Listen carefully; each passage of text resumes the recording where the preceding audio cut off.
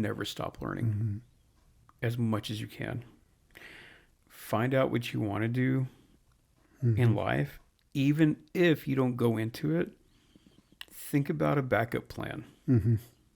And it's okay to work. I'd say that.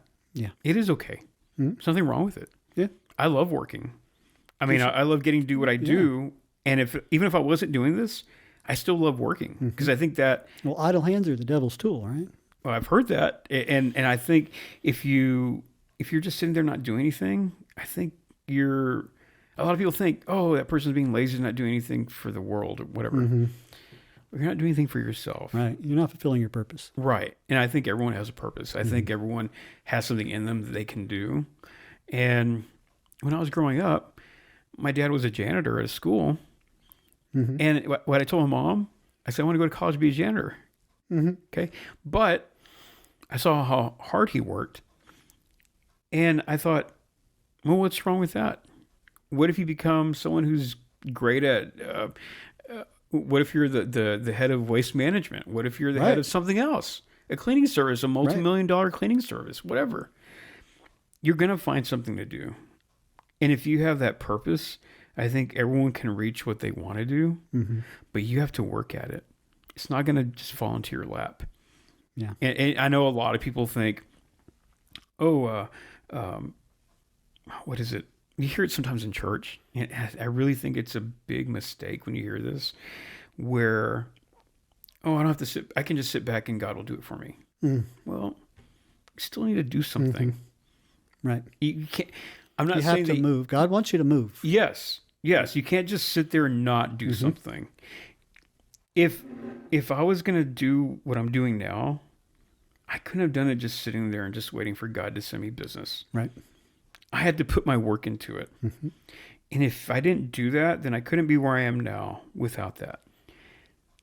I think with the younger generation, I think sometimes they see the things on social media and it gets them distracted.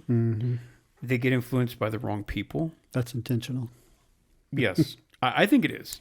And I think sometimes they see it and they think, oh, that's going to be me too. And they don't get there and they become discouraged.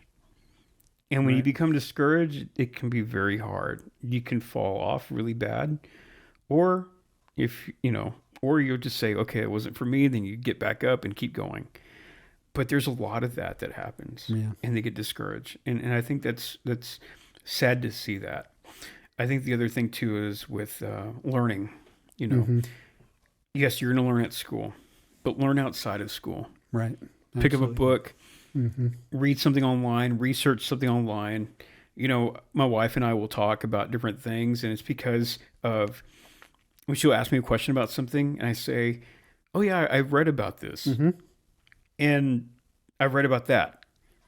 Or she'll ask me about something else. I said, no, I don't know anything about that, but I can start reading about it. Right. And I start it learning. Sparks your interest. Yeah. So let me find out about that. I love learning about new stuff. Yeah. I've never even thought about, Yeah. It's just even things that might not even use. I'll just learn about it just so I know about it. And I think that's the one thing that I got growing up. I used to watch these documentaries. I was like 6, 7 years old. I was going to ask you, do you like documentaries? Yeah. I'm a big fan of documentaries. That's what I grew up watching. I would always ask my mom, I want to watch that because I want to learn. Well, it's helped me out later on in life to learn about history or whatever. And so that's one thing with the younger generation. Learn as much as you can, even if it's something that you're not going to use. Learn about it.